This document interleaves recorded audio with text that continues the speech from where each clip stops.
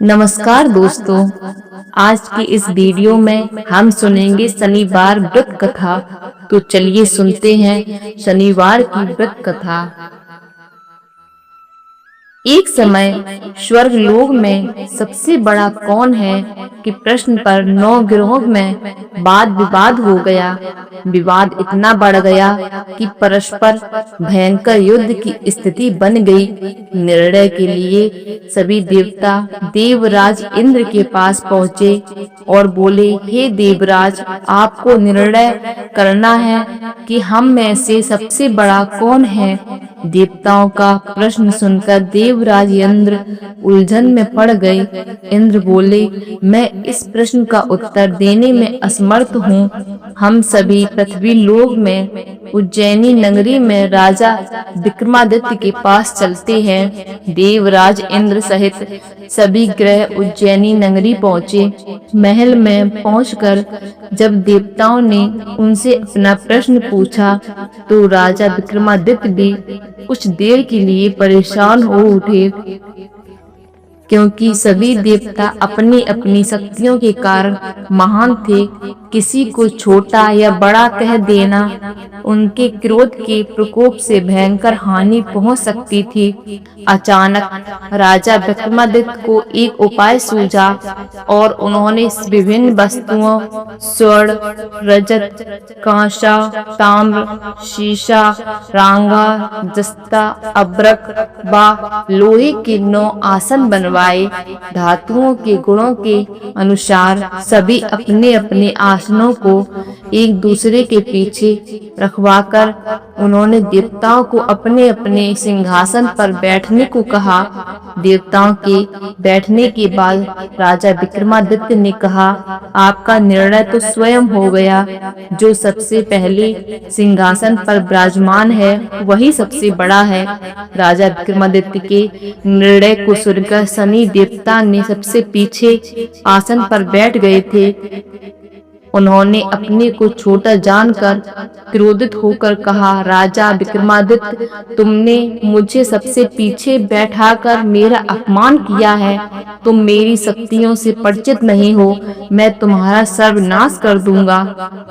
शनि ने कहा, सूर्य एक राशि पर 1 महीने, चंद्रमा 2.25 दिन, मंगल 1.5 महीने, बुध और शुक्र 1 महीने, बृहस्पति 13 महीने रहते हैं, लेकिन मैं किसी राशि पर 7.5 साल तक रहता हूँ। बड़े बड़े देवताओं को मैंने अपने प्रकोप से पीड़ित किया है। राम को 7.5 के कारण वन में जाकर रहना पड़ा था और रावण को 7.5 के कारण ही युद्ध में मृत्यु का शिकार बनना पड़ा।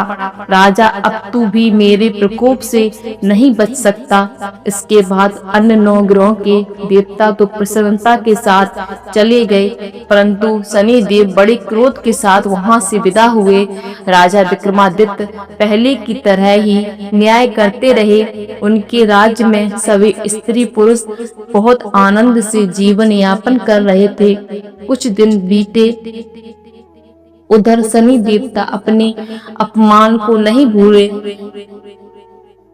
विक्रमादित्य से बदला लेने के लिए एक दिन शनिदेव ने घोड़े के व्यापारी का रूप धारण किया और बहुत से घोड़ों के साथ उज्जैनी नगरी पहुंचे।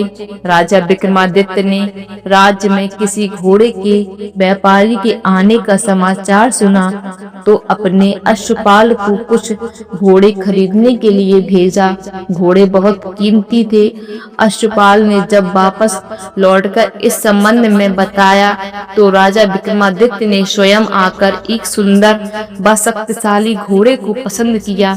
घोड़े की चाल देखने के लिए राजा उस घोड़े पर सवार हुए तो वह घोड़ा बिजली की गति से दौड़ पड़ा। तेजी से दौड़ता घोड़ा राजा को दूर एक जंगल में ले गया और फिर राजा को वहां गिराकर जंगल में कहीं गायब हो गया। राजा अपने नगर को लौटने के लिए जंगल में भटकने लगा, लेकिन उन्हें लौटने का कोई रास्ता नहीं मिला। राजा को भूख प्यास लग गई। बहुत घूमने पर उसे एक चरवाहा मिला। राजा ने उससे पानी मांगा। पानी पीकर राजा ने उस चरवाहे को अपनी अंगूठी दे दी। फिर उससे रास्ता पूछकर वह जंगल से निकलकर पास के नगर में पहुंचा। राजा ने एक सेठ की दुकान पर बैठकर कुछ देर आराम किया। उस सेठ ने राजा से बातचीत की तो राजा ने उसे बताया, मैं उज्जैनी नगरी से आया हूँ। राजा की कुछ देर दुकान पर बैठने से सेठ जी की बहुत बिक्री हुई। सेठ ने राजा को बहुत भाग्यवान समझा और खुशी होकर उसे अपने घर भोजन के लिए ले गया। सेठ के घर में सोने का एक हार खूंटी पर लटका हुआ था। राजा को उस कमरे में छोड़कर सेठ कुछ देर के लिए बाहर चला गया। तभी एक आश्चर्यजनक घटना घटी। राजा के देखते ही देखते सोने के उस हार को खूंटी निगल गई। सेठ ने कमरे में लौटकर हार को गायब देखा तो चोरी का संदेह राजा पर ही किया, क्योंकि उस कमरे में राजा ही अकेला बैठा था। सेठ ने अपने नौकरों से कहा, इस परदेसी को रस्सी से बांधकर नगर के राजा के पास ले चलो। राजा ने विक्रमादित्य से हार के बारे में पूछा तो उसने बताया, उसके देखते ही देखते खूंटी ने हार को निगल लिया था। इस पर राजा ने क्रोधित होकर चोरी करने का अपराध विक्रमादित्य के हाथ पांव काटने का आदेश दे दिया। राजा विक्रमादित्य के हाथ पांव काटकर उसे नगर की सड़क पर छोड़ दिया गया। कुछ दिन बाद एक तेली उसे उठाकर अपने घर ले गया और उसे अपने कोलू पर बिठा दिया। राजा आवाज देकर बैलों को हाँकता रहता। इस तरह तेली का बैल चलता रहा और राजा को भोजन मिलता रहा। शनि के प्रकोप की 7.5 पूरी होने पर वर्षा ऋतु प्रारंभ हुई।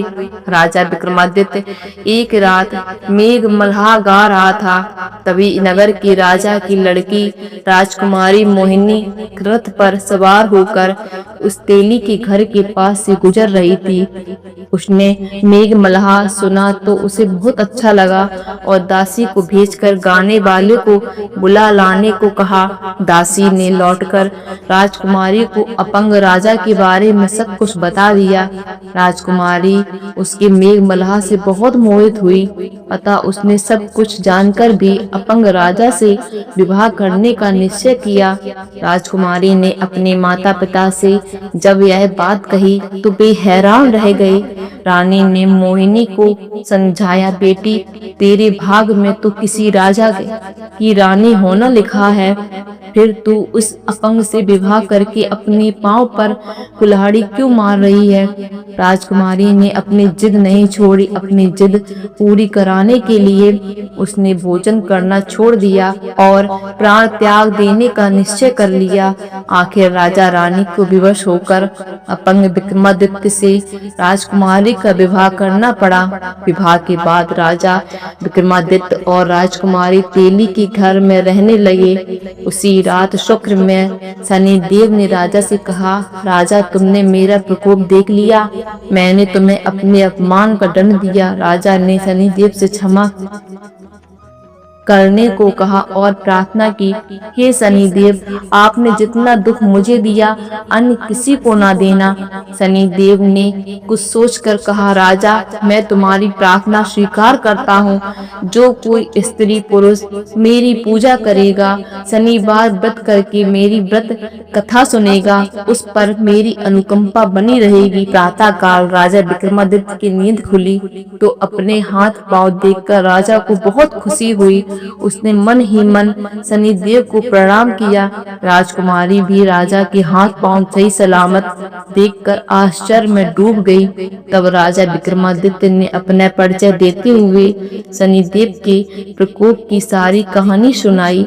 सेठ को जब इस बात का पता चला तो दौड़ता हुआ तेली के घर पहुंचा और राजा के चरणों में गिरकर क्षमा मांगने लगा। राजा ने उसे क्षमा कर दिया, क्योंकि यह सब शनिदेव के प्रकोप के कारण हुआ था। सेठ राजा को अपने घर ले गया और उसे भोजन कराया। भोजन करते समय वह एक आश्चर्यजनक घटना घटी। सबके देखते ही देखते उस खूंटी ने हार उगल दिया। सेठ ने अपनी बेटी का विवाह भी राजा के साथ कर दिया और बहुत से स्वर्ण आभूषण, धन आदि देकर राजा को विदा किया। राजा विक्रमादित्य राजकुमारी मोहिनी और सेठ की बेटी के साथ उज्जैनी पहुंचे। नगरवासियों ने हर्ष से उनका स्वागत किया। अगले दिन राजा विक्रमादित्य ने पूरे राज्य में घोषणा कराई, शनिदेव सब देवों में श्रेष्ठ हैं। प्रत्येक स्त्री पुरुष शनिदेव का व्रत करे और व्रत कथा अवश्य सुने।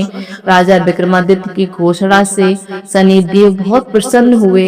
शनिवार का व्रत करने और व्रत कथा सुनने के कारण सभी लोगों की मनोकामनाएं शनिदेव की अनुकंपा से पूरी होने लगी। सभी लोग आनंद पूर्वक रहने लगे।